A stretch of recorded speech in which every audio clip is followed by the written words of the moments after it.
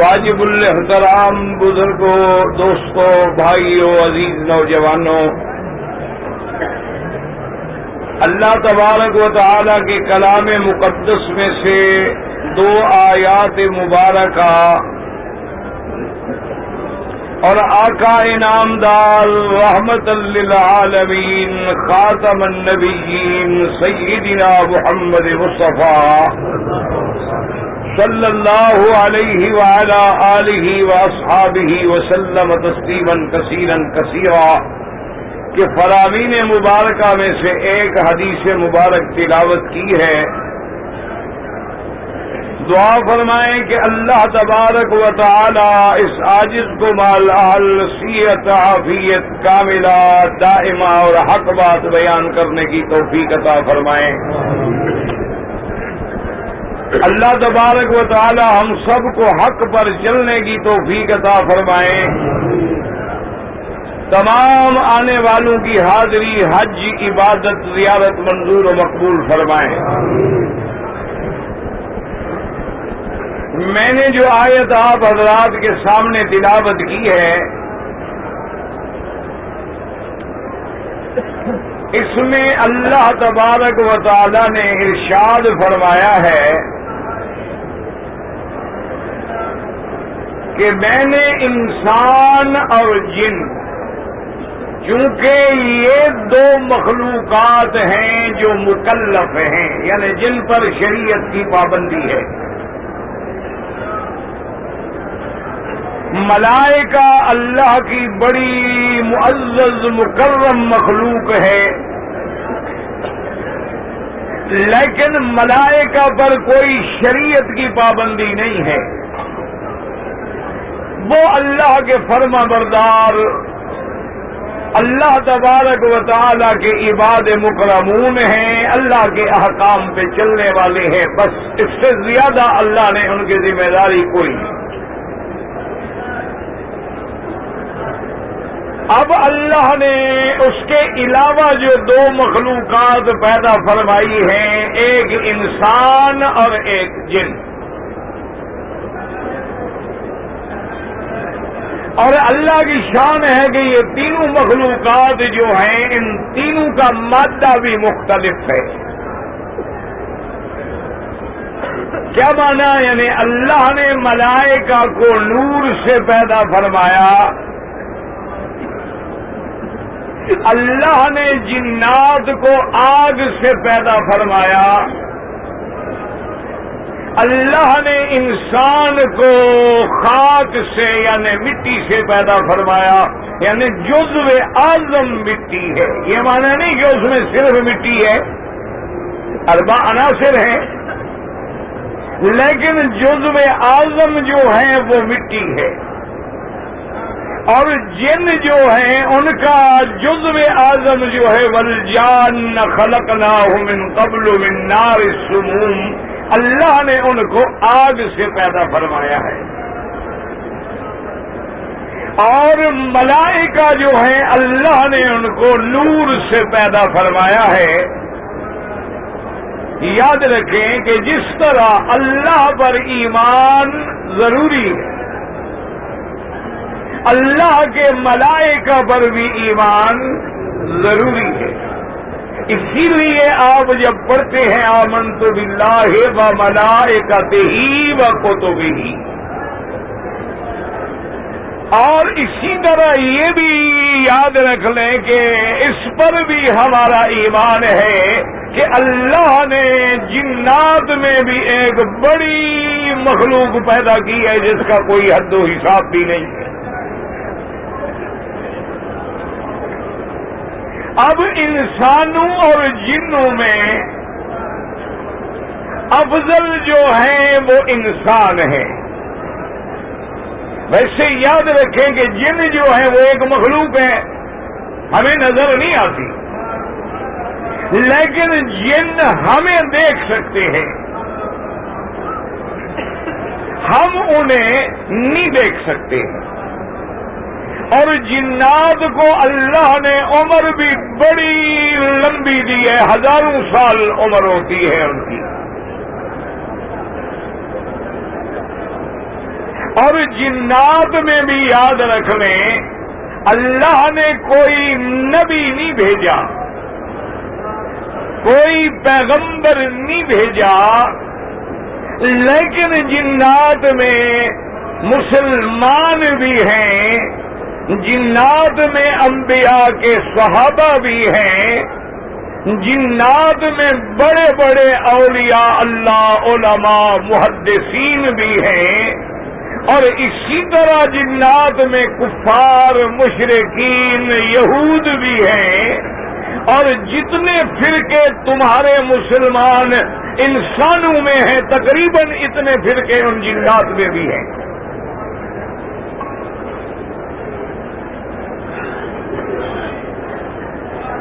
اور اسی طرح یہ بات بھی یاد رکھ لیں کہ اللہ نے یہ مخلوق جو پیدا فرمائی ہے تو بلا مقصد تو پیدا نہیں فرمائی۔ بات کو سمجھیں، بڑا اہم اور مشکل موضوع ہے، لیکن آپ اگر کوشش کریں گے اور توجہ کریں گے انشاءاللہ تو بات سمجھ آ جائے گی انشاءاللہ العزیز۔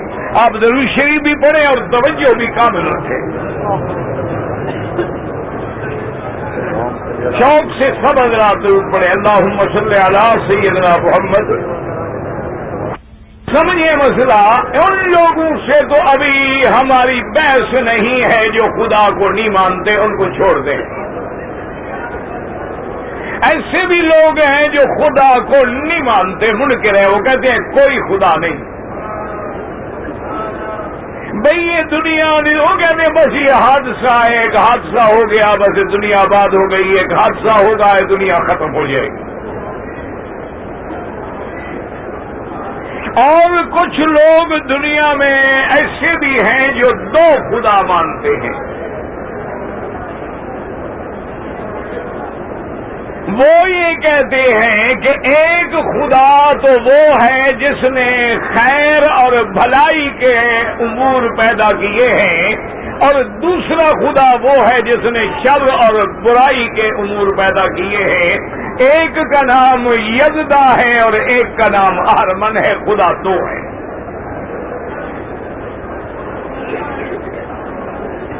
اور بعض لوگ جو ہیں وہ یہ مانتے ہیں کہ خدا ہے، اور اللہ کی ذات کے بھی قائل ہیں، لیکن اللہ تبارک و تعالی کی ذات کو، صفات کو، اس کی قدرت کو، تصرفات کو، اس کے علم کو، اس کے کمال قدرت کو جس طرح ماننا ہے وہ اس طرح نہیں مانتے۔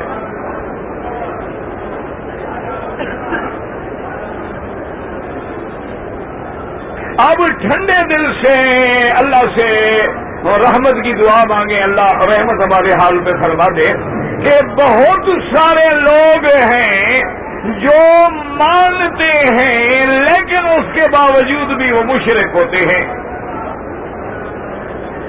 اللہ نے قرآن میں فرما دیا ہے وَمَا يُؤْمِنُ أَكْثَرُهُمْ بِاللَّهِ إِلَّا وَهُمْ مُشْرِكُونَ کہ بہت سارے لوگ ہیں اللہ پر ایمان بھی ہے لیکن مشرک ہیں۔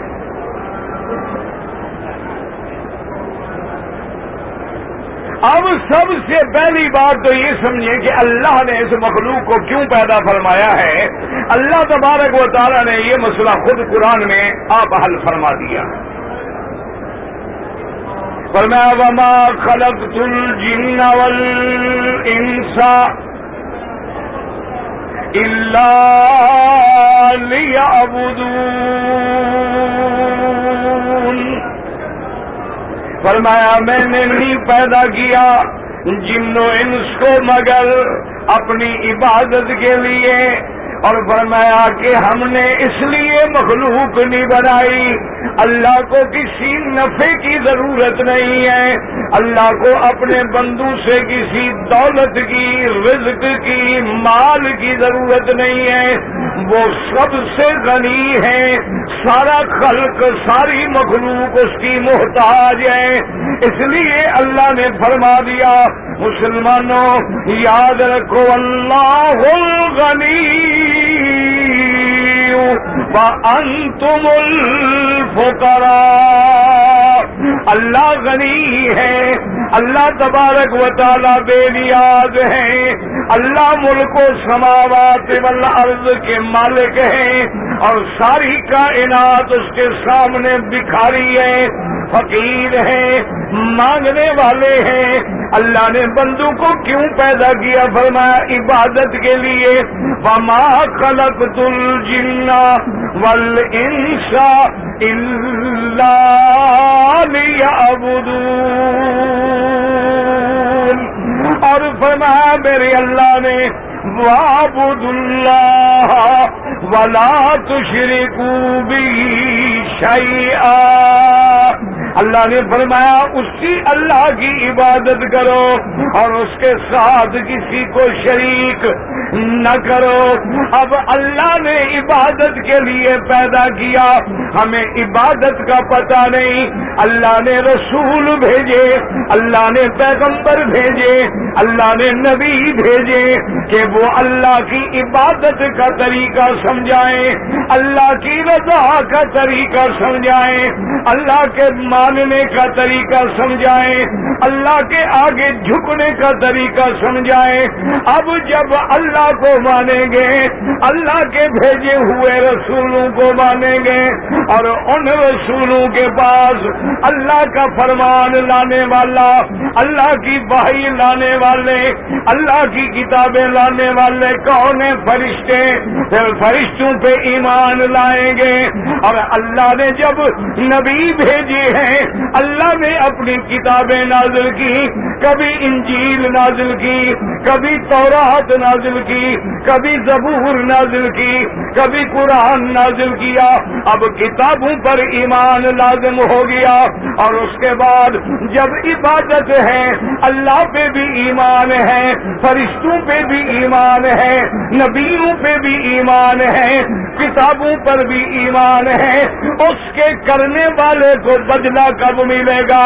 فرما دیا کہ یوم الآخر، بدلہ قیامت والے دن ملے گا۔ اچھوں کو اچھا بدلہ ملے گا، بروں کو برا بدلہ ملے گا۔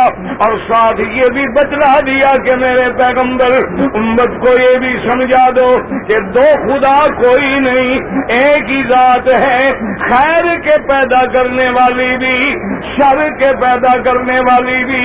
انسانوں کو بھی اس نے پیدا کیا ہے، جنوں کو بھی اس نے پیدا کیا ہے، آدم کو بھی اس نے پیدا کیا ہے، ابلیس کو بھی اس نے پیدا کیا ہے، انسان کو بھی اس نے پیدا کیا ہے، جانوروں کو بھی اس نے پیدا کیا ہے، حلال جانور بھی اس نے بنائے ہیں، حرام جانور بھی اس نے بنائے ہیں، سکھ بھی پیدا اس نے کیا ہے، دکھ پیدا اس نے کیا ہے، نور پیدا اس نے کیا ہے، ظلمت پیدا اس نے کی ہے، دن پیدا اس نے کیا ہے، رات پیدا اس نے کی ہے۔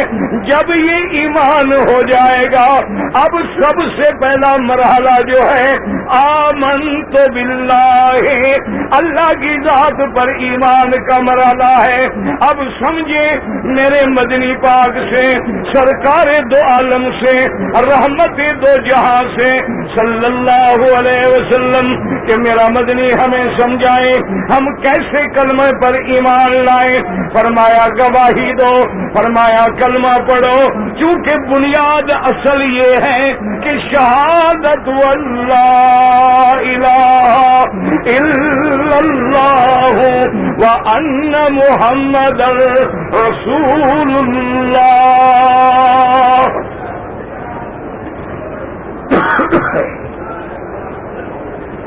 اب سمجھ لیں ایمان، کلمہ ایک دفعہ محبت سے کلمہ پڑھ لیں، پڑھنے کوئی ڈرے شرے نہیں، کلمہ پڑھنے میں بڑی رحمت ہوتی ہے۔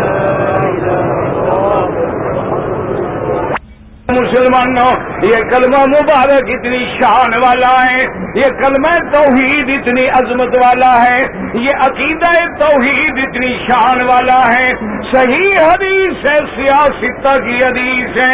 میرے آقا نے فرمایا, میرا مدنی اپنی امت کو بتلا دو.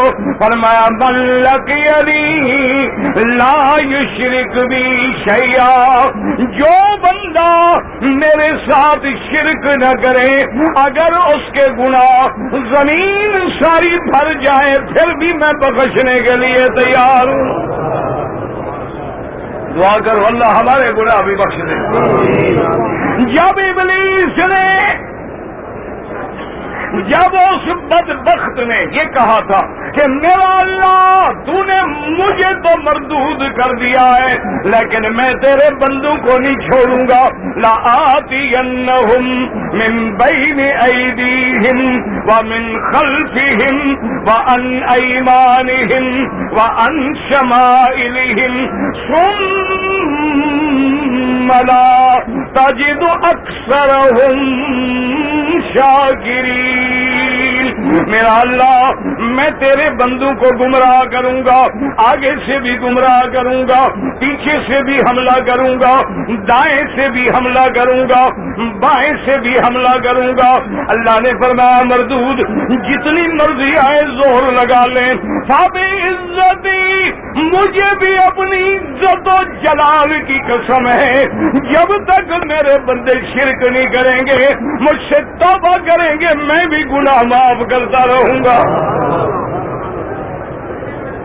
اللہ اکبر. اللہ سے دعا مانگ. سمجھو مسئلہ, بنیادی مسئلہ جو ہے وہ سب سے بڑی بات یاد رکھ لو, عقیدہ ہے. جس مکان کی بلڈنگ کی بنیاد نہ ہو وہ بلڈنگ کبھی کھڑی نہیں ہو سکتی. مینار کی بنیاد نہ ہو وہ مینار کبھی کھڑا نہیں ہو سکتا. عمارت کی بنیاد نہ ہو, جس درخت کی جڑیں نہ ہوں وہ درخت کبھی کھڑا نہیں ہو سکتا. اس لیے خود قرآن نے, اللہ نے اپنی کلام میں مثال دی ہے. فرمایا کا شجرۃ طیبۃ اصلها ثابت وفرعها فی السماء. فرمایا ایک درخت بڑا اچھا درخت ہوتا ہے جس کی جڑیں زمین میں ہوتی ہیں اور جس کی شاخیں آسمان کو چھوتی ہیں. وہ مضبوطی سے کھڑا رہتا ہے, طوفانوں کا مقابلہ کرتا ہے, ہواؤں کا مقابلہ کرتا ہے, زمین کے زلازل کا مقابلہ کرتا ہے, دریاؤں کے طوفانوں سے ٹکراتا ہے. لیکن فرمایا وَمَثَلُ كَلِمَةٍ خَبِيثَةٍ كَشَجَرَةٍ خَبِيثَةٍ. اللہ نے فرمایا اور اس شرک والے کلمے کی مثال ایسی ہے جیسے کہ ایک درخت لگائیں, زمین میں جڑیں نہ ہوں, بنیاد جس کی نہ ہو, زمین کے اوپر تھوڑی سی مٹی میں کھڑا ہو, ہوا آئے گی تو اڑ جائے گا, طوفان آئے گا تو بہ جائے گا, آندھی آئے گی تو ٹکڑے ہو جائے گا. فرمایا اسی طرح سمجھ لو کہ جس نے میرے کلمے کو پکڑ لیا ہے, توحید کو سمجھ لیا ہے, کلمہ شہادت پہ ایمان لایا ہے, اس کی جڑیں مضبوط ہو گئی ہیں, اس کے پاؤں جم گئے ہیں اور اس کا مرتبہ آسمانوں تک بلند ہو گیا ہے. اور جس نے شرک کیا ہے اس کا ہی مثال ایسی ہے کأنما, اللہ نے فرمایا ایسے مثال ہے جیسے کسی چیز کو آسمان سے پھینک دو, ہوائیں اٹھا کے کبھی ادھر لے جاتی ہیں کبھی ادھر لے جاتی ہیں.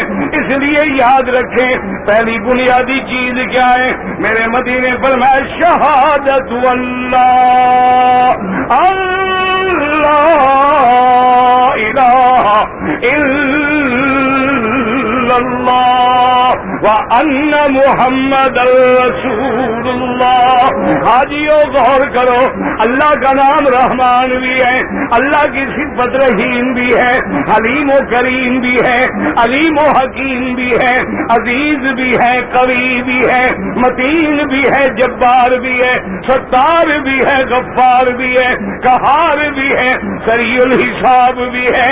ساری صفتیں ہیں لیکن اللہ نے کلمے میں صفت رحمان رحمان کا ذکر نہیں کیا، رحیم کا ذکر نہیں کیا، اللہ نے ستاری کا ذکر نہیں کیا، غفاری کا ذکر نہیں کیا. اگر ذکر کیا ہے تو الوہیت کا کیا ہے. ہر بندے کو سمجھایا ہے، ہر پیغمبر یہی بات لے کے آیا ہے. وَإِلَىٰ عَادٍ أَخَاهُمْ هُودًا قَالَ يَا قَوْمِ اعْبُدُوا اللَّهَ مَا لَكُم مِّنْ إِلَٰهٍ غَيْرُهُ. اللہ فرماتے ہیں قوم عاد کی طرف نبی آیا، اس نے بھی کیا کہا کہ تمہارا الہ کوئی نہیں اللہ کے سوا. وَإِلَىٰ ثَمُودَ أَخَاهُمْ صَالِحًا قَالَ يَا قَوْمِ اعْبُدُوا اللَّهَ مَا لَكُم مِّنْ إِلَٰهٍ غَيْرُهُ. وَإِلَىٰ مَدْيَنَ أَخَاهُمْ شُعَيْبًا قَالَ يَا قَوْمِ اعْبُدُوا اللَّهَ مَا لَكُم مِّنْ إِلَٰهٍ غَيْرُهُ. ہر پیغمبر نے کہا. میرے مدنی نے رحمت دو جہاں نے کیا فرمایا؟ قولوا لا الہ الا اللہ تفلحوا.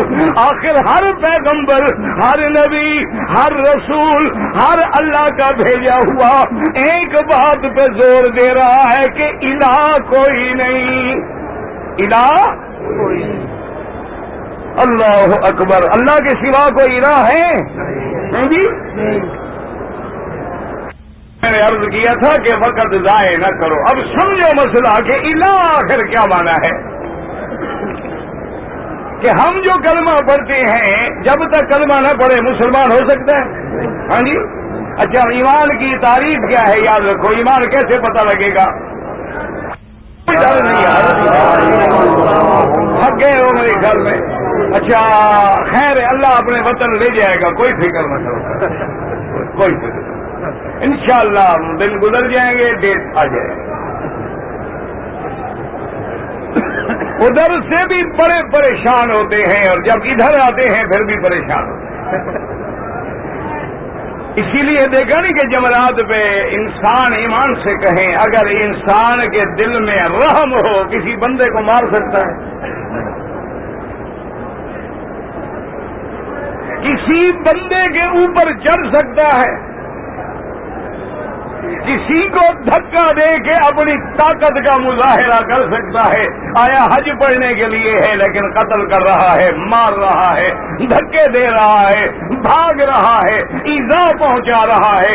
خدا جانتا ہے حجر اسود کا بوسہ دینا سنت ہے، بندے کو ایذا دینا حرام ہے. اور جو لوگ غیر عورتوں کو لگ کے بوسہ دیتے ہیں ثواب کے بجائے اللہ کے عذاب کے مستحق.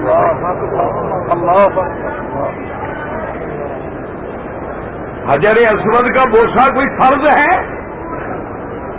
کوئی ایمان کی علامت ہے کیا؟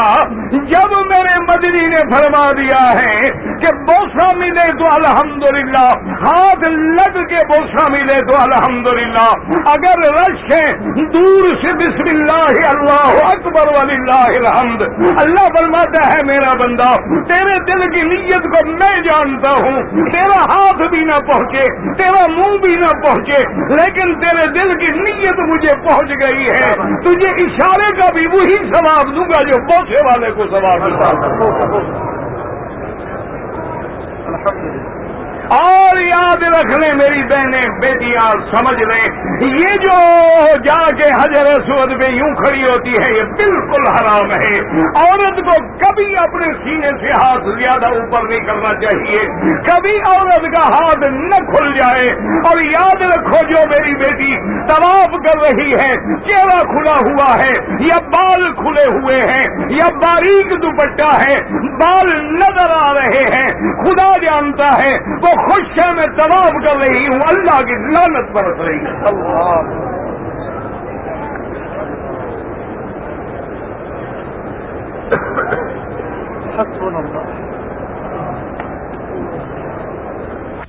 پڑھ لیتے ہیں جی لا الہ الا اللہ محمد رسول اللہ. اللہ سب کو نصیب کرے. لیکن یاد رکھو یہ کلمہ دل میں ہو زبان پہ نہ ہو پھر بھی مسلمان نہیں. سمجھو مسئلہ, کلمہ دل میں ہو لیکن زبان پہ نہ ہو. کیا مانا؟ اکرما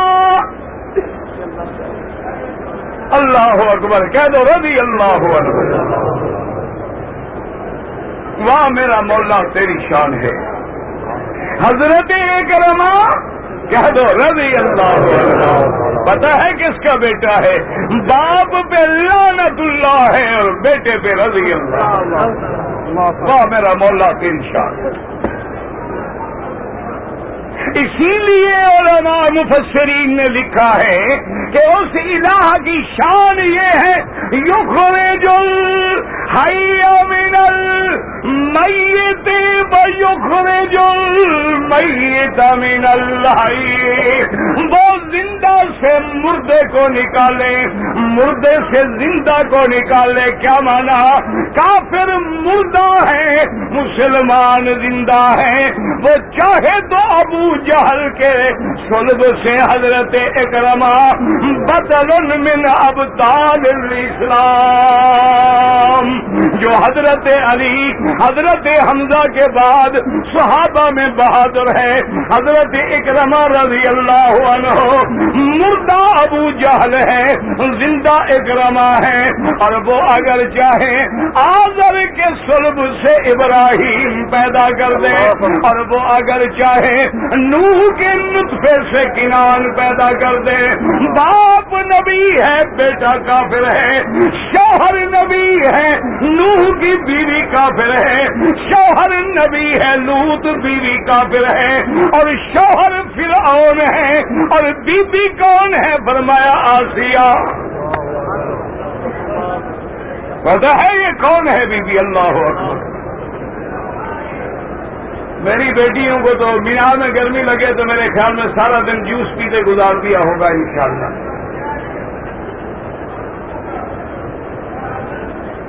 ان کو بہت زیادہ گرمی لگتی ہے نا ماشاءاللہ. یہ بی بی آسیہ ہے, ہاتھوں میں میخیں ہیں, یوں لیٹی ہوئی ہے, ہاتھوں میں میخیں لگی ہوئی ہیں, پاؤں میں میخیں ہیں. کیوں؟ وَفِرْعَوْنَ ذِي الْأَوْتَادِ. فرعون کون؟ میخوں والا, جو دشمنوں کے ہاتھوں پاؤں میں میخیں لگوا کے دیوار پہ چنوا دیتا, زمین پہ میخیں لا کے گڑوا دیتا, اور اوپر ایک بڑا پتھر اٹھا کے منجنیق میں کھڑا کر دیتا, جو نہ ماننے تو گرا کے کچل دیتا. سب درود پڑھ لو, اور جنہوں نے درود پڑھا ہے میری طرف آ جائیں. واہ میرا مولا تو دنیا کو بدلنے والا ہے, خود کبھی نہیں بدلتا ہے. زمانے کو بدلنے والا ہے, خود کبھی نہیں بدلتا ہے. تو پورے عالم کو بدلنے والا ہے, تو قائم ہے, تو دائم ہے, تو حی ہے, تو قیوم ہے. یہ تیری شان ہے کہ شوہر فرعون ہے اور فرعون ذی الاوتاد ہے, اللہ کا باغی ہے. فرعون طاغی ہے, فرعون سرکش ہے, اور بیوی کون ملی ہے نصیب میں؟ بی بی آسیہ ہے. اللہ کی شان ہے. یاد رکھو, اللہ کبھی اچھوں کے گھر میں گندی عورتیں بھیج دیتے ہیں, کبھی گندوں کے گھر میں اچھی عورتیں بھیج دیتے ہیں. اللہ تبارک و تعالی سے دعا کیا کریں کہ اللہ ہر گھر میں عورتوں کو اچھا کر دے.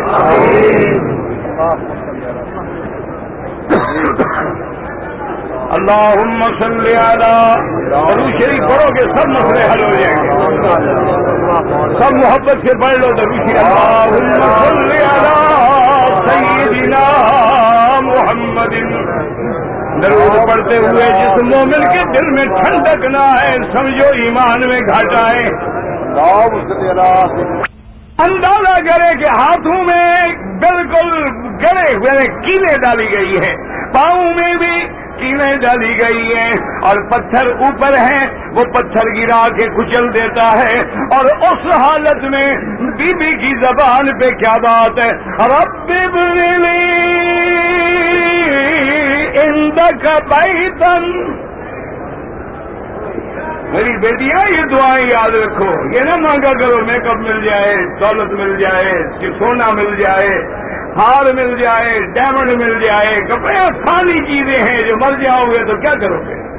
کوئی ہار آج تک پہلے لے گئی ہے کہ تم لے جاؤ گے؟ یہ سب چیزیں ہیں، فانی چیزیں ہیں، چند روزہ ایک زینت ہے۔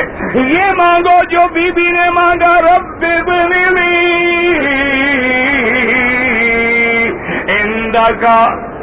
عندک بیتا فی الجنت ونجنی من فرعون وعملہ ونجنی من القوم الظالمین۔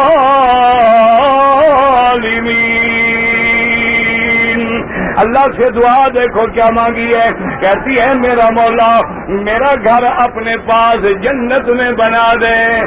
کہاں بنا دے؟ مانگ لو اللہ ہمیں بھی گھر جنت میں دے، اللہ ہمیں بھی فردوس میں گھر دے دے، اللہ ہمیں بھی فردوس اعلیٰ میں گھر دے دے۔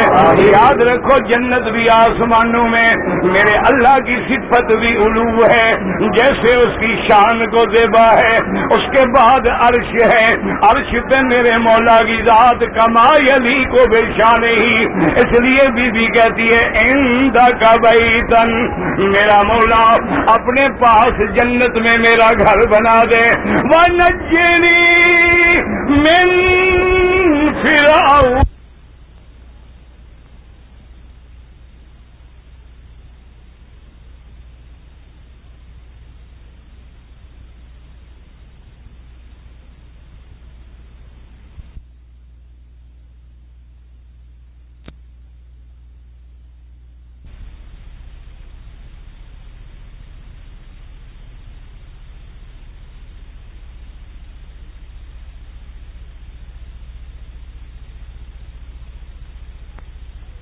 من القوم الظالمین،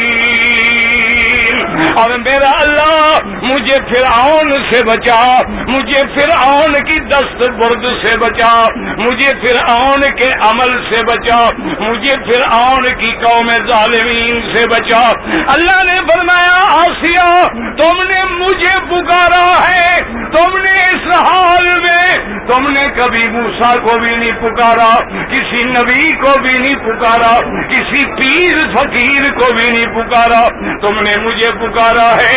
میں تجھے ایسا گھر دوں گا کہ اس کے گھر کے برابر کسی کا گھر نہیں ہوگا۔ وہ گھر کیسا ہوگا کہ قیامت والے دن بی بی آسیہ بی بی بنے گی محمد رسول اللہ کی۔ اور سب سے جنت میں اعلیٰ گھر کس کا ہوگا؟ سب سے اعلیٰ گھر جنت میں میرے مدنی کا ہوگا کہ نہیں؟ سب سے اعلیٰ گھر کس کا ہوگا؟ کیا دو ڈرتے کیوں ہو؟ کس کا گھر ہوگا؟ ہمارا ایمان ہے کہ جنت میں سب سے اعلیٰ گھر، سب سے اعلیٰ محل، سب سے اعلیٰ مرتبہ، سب سے اعلیٰ مقام، مقام محمود جو ہے وہ کس کو ملے گا؟ میرے مدنی کو ملے گا۔ یہی وجہ تھی تاریخ میں لکھتے ہیں بی بی فاطمہ بی بی عائشہ آپس میں بیٹھی ہیں، ایک دن بی بی صحابہ کے خیال آیا، کہنے لگی اماں عائشہ ویسے تو تم قانون میں بھی، شریعت میں بھی، اخلاق میں بھی میری ماں ہو، لیکن میری شان اماں تم سے زیادہ ہے۔ بی بی عائشہ نے پوچھا بی بی کیسے شان زیادہ ہے؟ فرمایا عائشہ زیادہ سے زیادہ تو ابو بکر کی بیٹی ہے، زیادہ سے زیادہ تو عبداللہ ابی بکر ابن قحافہ کی پوتی ہے، زیادہ تیرا نسب جائے گا تو ابو بکر تک جائے گا۔ جب لکھیں گے عائشہ بنت ابی بکر، لیکن جب میرا نام لکھیں گے تو لکھیں گے فاطمہ بنت محمد رسول اللہ۔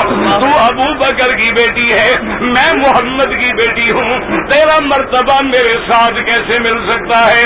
بی بی عائشہ مسکرا پڑی، اس نے کہا بیٹی بالکل ٹھیک کہا ہے، لیکن یہ دنیا کی چند روزہ زندگی ہے، اس کو سوچ رہی ہو، آخرت کا فکر نہیں کیا ہے۔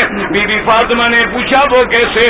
فرمایا جب قیامت کا دن ہوگا تم علی کا ہاتھ پکڑو گی، میں محمد کا ہاتھ پکڑوں گی۔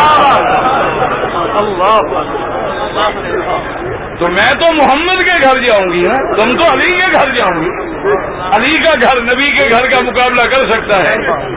صلی اللہ علیہ وعلا آلہ واصحابہ وسلم تسلیما کثیرا کثیرا.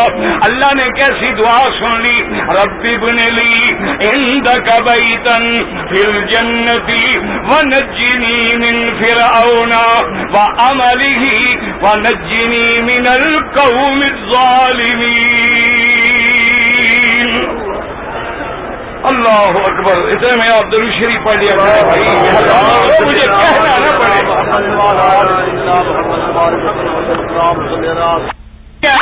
اگر ایمان دل میں ہے تو مسلمان ہوگا.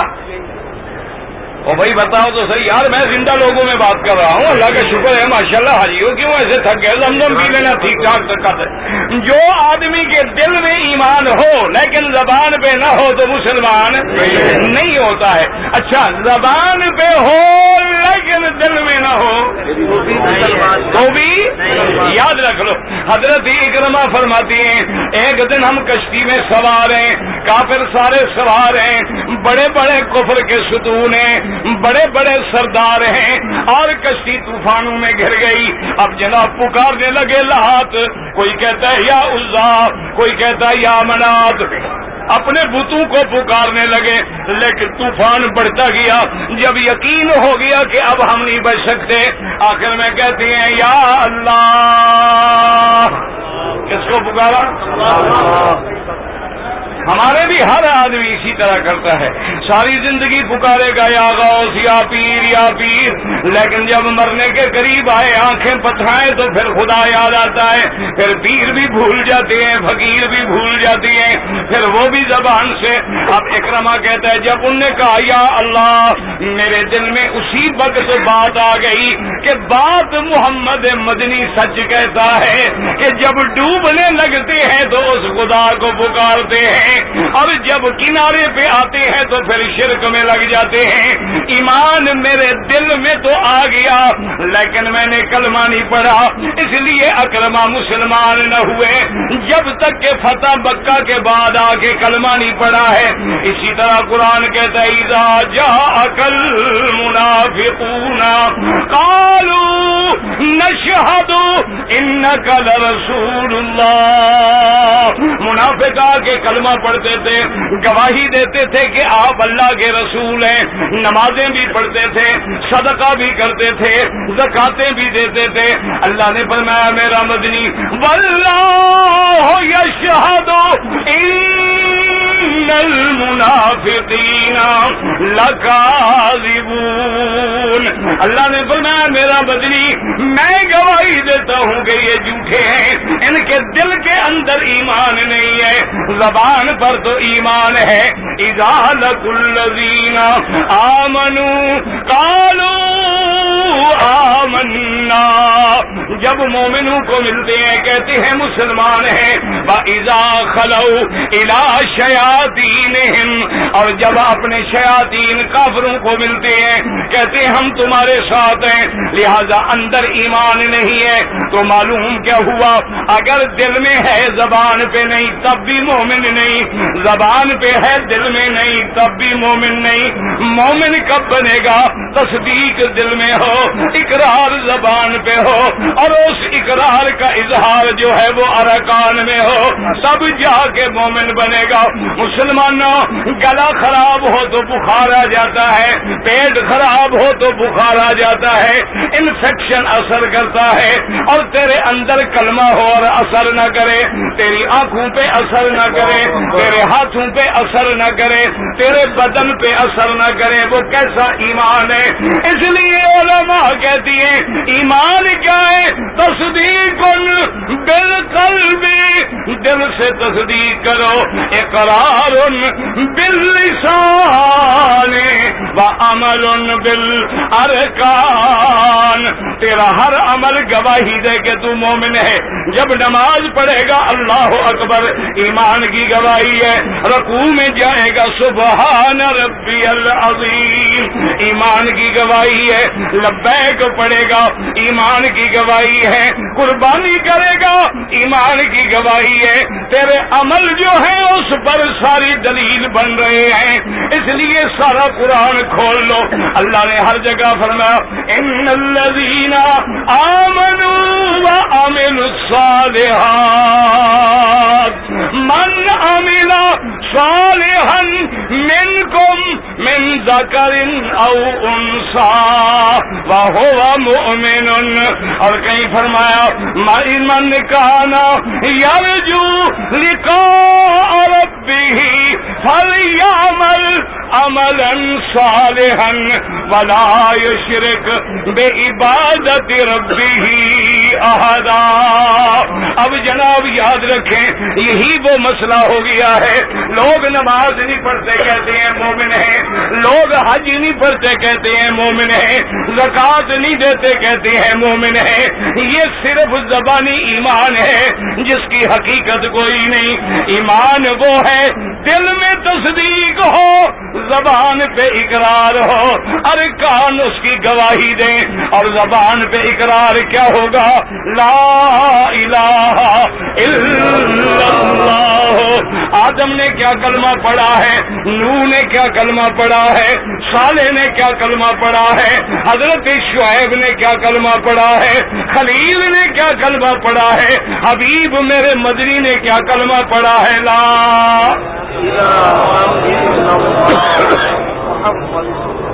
اللہ اکبر۔ اب مانا سمجھو، لا الہ تو سب پڑھتے ہو نا، سب پڑھتے ہو الحمدللہ لا الہ الا اللہ محمد رسول اللہ۔ الہ کا مانا سمجھو کہ الہ کا کیا مانا ہے؟ لا نبی کے لیے ہے، یاد رکھو، الہ مانا معبود، الہ مانا یاد رکھو، الہ مانا معبود، اور معبود برحق۔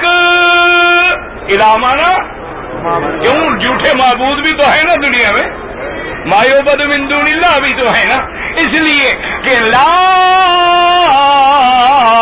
الہ کیا مانا؟ کوئی معبود برحق نہیں مگر کہہ دو ہی کام آئے گا۔ اللہ کے کعبے میں ایک دفعہ دل سے پڑھ لو، پتہ نہیں اسی کلمے میں نجات ہو جائے۔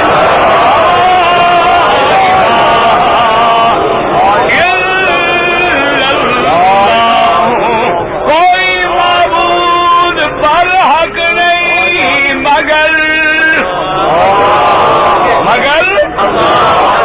الہ مانا معبود، معبود۔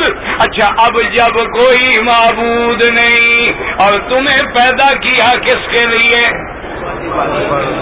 ہاں جی، تمہیں پیدا کیا عبادت کے لیے۔ وَمَا خَلَقْتُ الْجِنَّ وَالْإِنسَ إِلَّا لِيَعْبُدُونَ،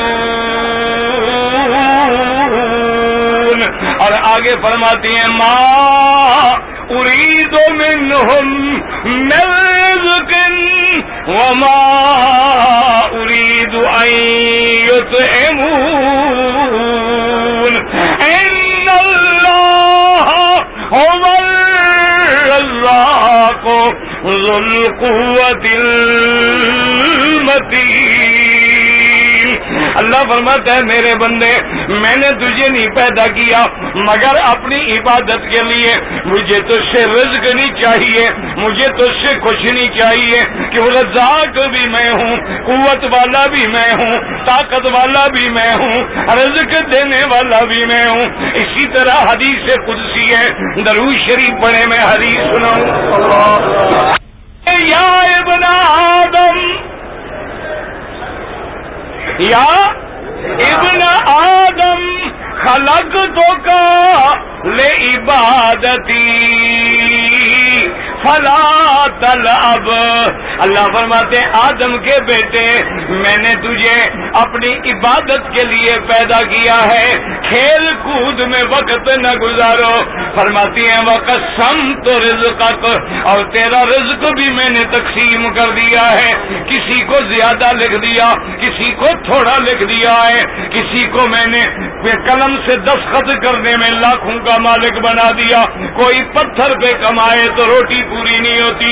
فرمایا یہ میری تقسیم ہے، قسمت رزقک فلا تتعب، میں نے تیرا رزق تقسیم کر دیا ہے، اپنے آپ کو مشقت میں نہ ڈال، پریشان نہ ہو، اسباب کی حد تک کام کرتا رہے، باقی جو مقدر میں ہے وہ ملے گا، نہ کوئی بڑھا سکتا ہے نہ کوئی گھٹا سکتا ہے۔ اب دیکھو جناب، جب اقرار ہو گیا کوئی معبود برحق نہیں مگر اللہ، اور ہمیں پیدا کیا عبادت کے لیے، اور اللہ نے فرمایا میرا مدنی ساری کائنات کو خطاب کر کے کہہ دو یا ایھا الناس اعبدوا ربکم الذی خلقکم، اس رب کی عبادت کرو جس نے تمہیں پیدا کیا ہے۔ اللہ نے فرمایا مدنی کہہ دو لوگوں کو کہ وَاعْبُدُوا اللہ، کس کی عبادت کرو؟ اللہ کی عبادت کرو، اور فرمایا مدنی کہہ دو وَقَضَىٰ رَبُّكَ اللہ اللہ تَعْبُدُوا إِلَّا إِيَّاهُ، اللہ کا فیصلہ ہے، تیرے رب کا فیصلہ ہے، کسی کی عبادت نہ کرو مگر کس کی؟ اللہ کی۔ فرمایا وَبِالْوَالِدَيْنِ إِحْسَانًا، والدین چونکہ تیرے تخلیق مجازی کا ذریعہ ہے، تو ان کی پشت سے پیدا ہوا ہے، ان کے پیٹ میں پیدا ہوا ہے، لیکن وہ عبادت کے لائق نہیں ہے، احسان کے لائق ہے، تیری خدمت کے لائق ہے، تیری مہربانی کے لائق ہے، ان کی بھی عبادت نہ کرنا۔ اللہ نے مسئلہ سمجھا دیا۔ اللہ نے فرمایا میرا بندہ، جس ماں نے تجھے پیٹ میں اٹھایا ہے، جس باپ نے تجھے پالا پوسا ہے، جب اس کی عبادت بھی جائز نہیں ہے تو کسی غیر کی عبادت کیسے جائز ہو سکتی ہے؟ اس لیے اللہ نے فیصلہ کر دیا ہے وَقَضَىٰ رَبُّكَ اللہ، اور تیرے پیر فقیروں نے نہ تجھے پالا ہے، نہ تجھے پوسا ہے، نہ تجھے کھلایا ہے، بلکہ تجھ سے نظریں وصول کی ہیں، تجھ سے منتیں وصول کی ہیں، تجھ سے چڑھاوے چڑھوائے ہیں، تجھ سے نیازیں لے کر اپنے پیٹ بھرے ہیں۔ جس نے تجھے پالا ہے، پیٹ میں اٹھایا ہے، اس لیے میرے مدنی سے کسی نے پوچھا اللہ کے بعد میرا مدنی، اللہ کے پیغمبر کے بعد سب سے زیادہ حق بندے پہ کس کا ہے؟ حضور نے فرمایا اموں کا، تیری ماں کا حق ہے۔ اور صحابی نے کہا اس کے بعد؟ فرمایا اموں کا، تیری ماں کا حق ہے۔ اس نے کہا حضور پھر اس کے بعد؟ آپ نے فرمایا تیری ماں کا حق ہے۔ اس نے کہا حضور پھر اس کے بعد؟ آپ نے فرمایا پھر تیرے باپ کا حق ہے۔ تین دفعہ میرے مدنی نے ماں کا ذکر کیا۔ کیوں ذکر کیا؟ اللہ نے جو تین دفعہ فرمایا، کہتے حملتہ امہ وہنا علی وہن، اللہ نے فرمایا حملتہ امہ کرہن، کہ ماں نے بھی تو تین مشکلیں دیکھی ہیں، پہلے پیٹ میں تجھے اٹھایا ہے، پھر ولادت کی موت کے مرحلے سے گزر کے تجھے پیدا کیا ہے، پیدا ہونے کے بعد خود پیشاب پہ سو کے تجھے خشک بستر پہ سلایا ہے، تجھے کندھوں پہ اٹھایا ہے، ساری رات جاگ کے تیری نیند کا فکر کیا ہے، تو نے ذرا آنسو بہائے، تیری ماں نے تڑپ کے دکھلایا ہے۔ اللہ نے فرمایا جب تین مرحلوں سے ماں گزری ہے، اس لیے اس کا حق بھی باپ سے 3 درجے زیادہ بلند ہے۔ لیکن ماں کی اطاعت ہوگی، عبادت نہیں ہوگی۔ اچھا اگر ماں باپ کہے کافر بن جاؤ، ہاں جی مانیں گے؟ ماں باپ کہے نماز نہ پڑھو، ہاں جی کیوں؟ عبادت کس کی ہے؟ ہم نے کس کا کلمہ پڑھا ہے؟ کہ لا الہ۔ اب یہی ایک مسئلہ سمجھ لو نا تو سارے مسئلے حل ہو جائیں۔ یہی تو کافر چیختے تھے اجعل اللہ الہۃ الہا شاہدا ان ھذا لشیء عجاب. یہی کافر کہتے تھے کہ دیکھو میرے محبوب محمد مصطفیٰ خاتم الانبیاء کہتے ہیں کہ سارے خداؤں کو چھوڑ دو، لات منات عزا کو چھوڑ دو، غیر اللہ کو چھوڑ دو، سارے معبودان باطلہ کو چھوڑ دو، ایک کو معبود مانو، ایک کو مشکل کشا مانو، ایک خدا بھلا سارے کام کیسے کرے گا؟ یہ تو بڑی عجیب سی بات ہے جو ہماری سمجھ میں نہیں آتی. اور یہی بات تھی جو نوح کے زمانے میں کافروں نے کہی تھی وَقَالُوا لَا تَذَرُنَّ آلِهَتَكُمْ. انہوں نے کہا خبردار نوح کی بات نہ سننا، تم اپنے خداؤں کو نہ چھوڑنا. ان کے خداؤں کے نام کیا تھے؟ بدن ولا سواء ولا یغوث ویعوق ونسرا. کہ تمہارے جو 5 خدا ہیں، ایک کا نام کیا تھا؟ ود، ایک کا نام کیا ہے؟ سوا، ایک کا نام کیا ہے؟ یغوث، ایک کا نام کیا ہے؟ یعوق، اور ایک کا نام کیا ہے؟ نصرن. یعنی معلوم ہوتا ہے حضرت نوح کے زمانے میں بھی پنچتن کا جھگڑا پڑا ہوا تھا، انہوں نے بھی ان 5 کو نہیں چھوڑا ہے. اور وہ بھی کہتے تھے کہ نوح علیہ السلام کیا کہتے ہو یا نوح، اے نوح پیغمبر تم ہم سے جھگڑا کرتے ہو، ہم سارے خداؤں کو چھوڑ کے صرف ایک کو ماننے. اور یاد رکھو مسلمانوں، اب جو سب سے بڑا مسئلہ ہے غور کر کے سمجھو، میرے بندے، میرے بھائی، میرے دوست، میرے بزرگ سمجھتے ہیں ہم نماز پڑھتے ہیں اس لیے مشرک نہیں ہے، ہم حج پڑھتے ہیں اس لیے مشرک نہیں ہے، ہم روزہ رکھتے ہیں اس لیے مشرک نہیں ہے، ہم طواف کرتے ہیں اس لیے مشرک نہیں ہے. یاد رکھو توحید نماز پڑھنے کا نام نہیں ہے، توحید حج پڑھنے کا نام نہیں ہے، توحید طواف کا نام نہیں، توحید قربانی کا نام نہیں، توحید تیرے رکوع سجود کا نام نہیں ہے. توحید کا معنی کیا ہے؟ جب کلمہ پڑھتے ہو تو کیا کہتے ہو؟ لا کیا کلمہ پڑھتے ہو؟ لا کا کیا معنی ہوتا ہے؟ لا نفی ہے، تلوار ہے، لا کی تلوار چلا رہے. اب کیا معنی ہے؟ یاد رکھو نماز پڑھنے کا نام توحید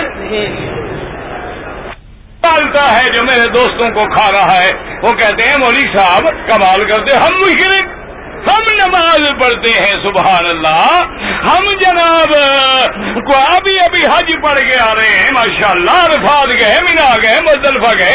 یہ پتہ نہیں وہابیوں کا، دیوبندیوں کا، تبلیغیوں دماغ خراب ہو گیا، کہتے تم بھی مشرک ہو. یہ کیسے ہے؟ تو پاگل ہو گئے ہیں. لیکن یاد رکھو میرے عزیز، سمجھو مسئلہ بنیاد یہی ہے، اللہ کرے کے بعد سمجھ آ جائے. ان کو یہ دھوکہ ہو گیا ہے، وہ کہتے ہیں ہم نماز پڑھتے ہیں مشرک نہیں ہے، ہم عبادت کرتے ہیں مشرک نہیں ہے، ہم طواف کرتے ہیں مشرک نہیں ہے. یاد رکھو میرے عزیز، اب بات کو سمجھو، سجدے کرنے کا نام توحید نہیں ہے، عبادت کرنے کا نام توحید نہیں، بلکہ اللہ کے سوا کسی غیر کو سجدہ نہ کرنے کا نام توحید ہے. اللہ کے گھر کے سوا کسی اور جگہ کے طواف نہ کرنے کا نام توحید ہے.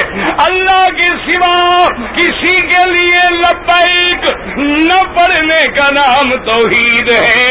اللہ کے سوا کسی غیر کے نام پہ بکری ذبح نہ کرنے کا نام توحید ہے.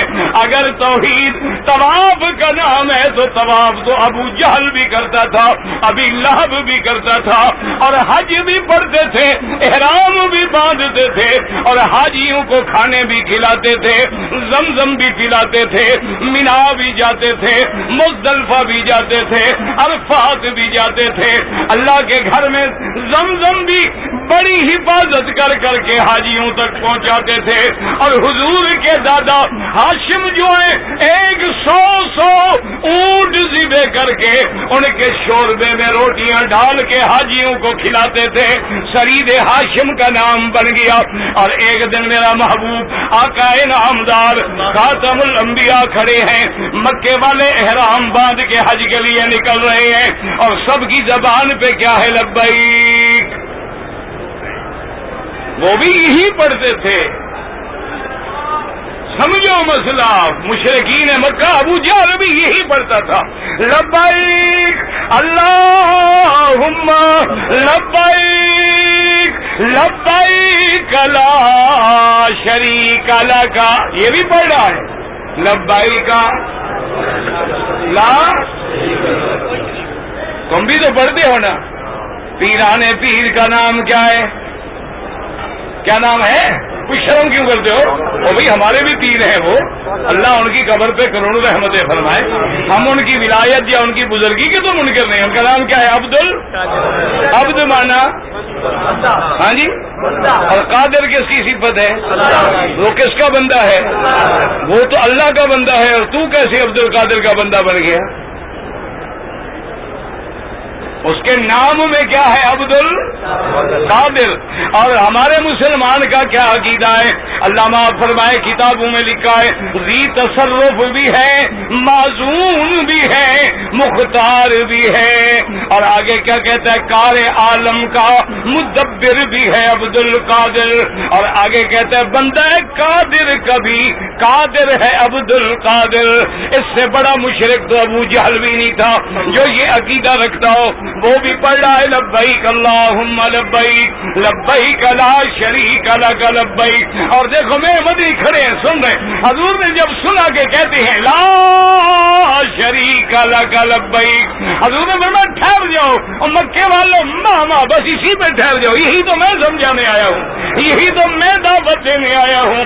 لیکن انہوں نے کہا کہ نہیں یا رسول اللہ ہم نے ابھی پورا نہیں پڑھا ہے. پورا کیا پڑھا؟ انہوں نے کہنے لگے لبیک لا شریک لک لبیک الا شریکا تملکہ وما ملک.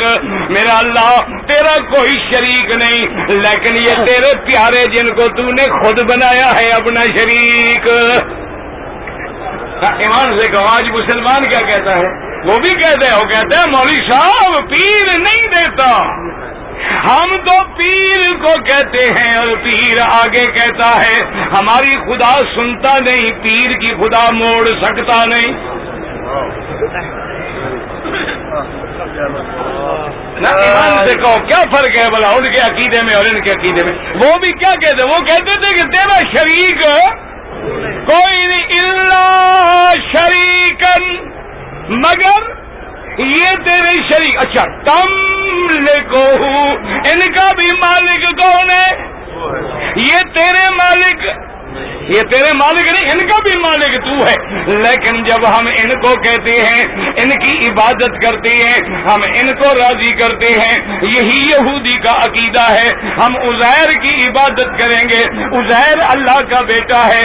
جب بیٹا راضی ہوگا تو باپ کو راضی کر لے گا.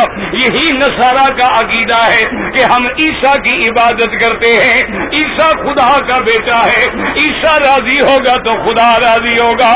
اور یہی جاہل مسلمان کا عقیدہ ہے کہ نماز خدا کی پڑھتے ہیں لیکن ان بزرگوں کو ہم وسیلہ واسطہ بناتے ہیں. یہ راضی ہوں گے تو اللہ کو کہہ دیں گے ہم تو گنہگار ہیں، خدا گنہگاروں کی نہیں سنتا ہے. ہم نیک لوگوں کو کہتے ہیں، نیک لوگوں کی خدا سنتا ہے. اب دیکھو اللہ فرماتا ہے جو یہ عقیدہ رکھے کہ میں نیکوں کی سنتا ہوں اور گنہگاروں کی نہیں سنتا، فرمایا وہ تو کافر ہو جاتا ہے، وہ مسلمان ہی نہیں رہتا. کیوں؟ میرا حکم کیا ہے؟ ادعونی استجب لکم، تم مجھے پکارو. یہ نہیں کہا کہ نیک لوگوں پکارو، ولیوں پکارو، انبیاء پکارو، صالحین پکارو. فرمایا پکارو میں سنتا ہوں. اور وہاں فرمایا اذا سألک عبادی انی فإنی قریب.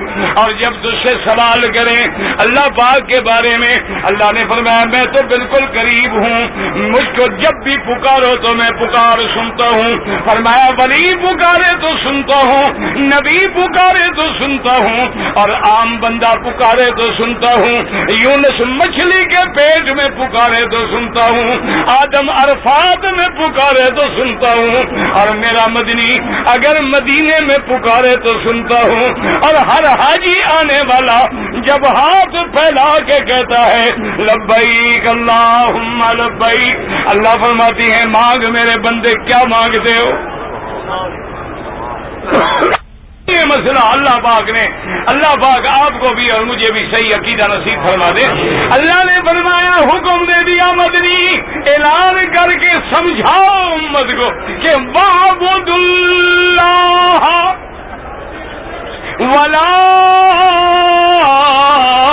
تُشْرِكُوا بِهِ شَيْئًا، کس کی عبادت کرو؟ ہاں جی وَاعْبُدُوا اللَّهَ، کس کی عبادت کرو؟ یا ایھا الناس اعبدوا ربکم، کس کی عبادت کرو؟ اپنے رب کی عبادت کرو، اور صرف عبادت نہیں۔ اچھا اب مسلمانوں مجھے سمجھاؤ نماز پڑھنا کیا ہے؟ عبادت ہے کہ نہیں؟ ہاں جی رکوع کرنا، سجدہ کرنا، ہاں جی اچھا نماز میں جو دعائیں مانگتے ہو دعا بھی عبادت ہے یا نہیں؟ ہاں جی دعا کیا ہے؟ عبادت ہے۔ مانگنا کیا ہے؟ اور عبادت کا مستحق کون ہے؟ عبادت کے لائق کون ہے؟ عبادت کا حقدار کون ہے؟ اب یاد رکھو اگر غیر کے آگے سجدہ کرو گے تو یہ غیر کی عبادت ہوگی، اللہ کی عبادت نہیں ہوگی۔ آگے جھکو گے اللہ کی عبادت نہیں ہوگی۔ جب غیر کو پکارو گے یا دستگیر یا غوث یا پیر یا شیخ عبد القادر جیلانی یا معین الدین چشتی، یہ عبادت ہے۔ جب تم نے غیر کو شریک کیا اسی کا نام شرک ہے۔ اسی لیے اللہ پاک فرماتے ہیں بہت سارے بندے ہیں کلمہ بھی پڑھتے ہیں لیکن مشرک ہیں۔ کیا مانا؟ مجھے بھی مانتے ہیں، اور مشرک کا کیا مانا؟ اللہ کی ذات یا صفات میں شریک۔ یاد رکھو سمجھ لو جو اللہ کو نہ مانے وہ مشرک، وہ تو مانتا ہی نہیں، تو مشرک کیا ہوگا؟ مشرک تو وہ ہوتا ہے جو مانتا ہو اور کبھی کبھی شریک کرتا ہو، وہ ہوتا ہے مشرک۔ مانتا ہے کہ اللہ قادر ہے، اولاد دینے والا کون؟ لیکن کبھی کبھی جا کے کہتا ہے پیر میری اولاد نہیں ہوتی، مجھے اولاد دو، چاہے اللہ سے مانگ کے دو، اللہ سے لے کے دو۔ اللہ نے فرمایا میرے بندے اگر پیر زندہ ہے، اگر ولی زندہ ہے، وہ بھی تو مجھ سے مانگے گا، اور اگر وہ مر گیا ہے، اگر موت آ گئی ہے، پھر تیری پکار کا تو پتہ بھی کوئی نہیں، تیرے کہنے کا پتہ بھی کوئی نہیں، اور جس کو تم پکار رہے ہو اس کو تو خود ہی نہیں پتا کہ میں نے قبروں سے کب اٹھنا ہے۔ جو اپنے اٹھنے کو نہ جانے وہ تیری مشکلات کیسے حل کر دے گا؟ اسی لیے مشرک کا مانا کہ ساری زندگی اللہ کے آگے جھکتا ہو اور زندگی میں کبھی کسی قبر پہ مزار پہ جھک گیا، یہ شرک ہے۔ ساری زندگی اللہ کے نام پہ ذبح کرتا ہو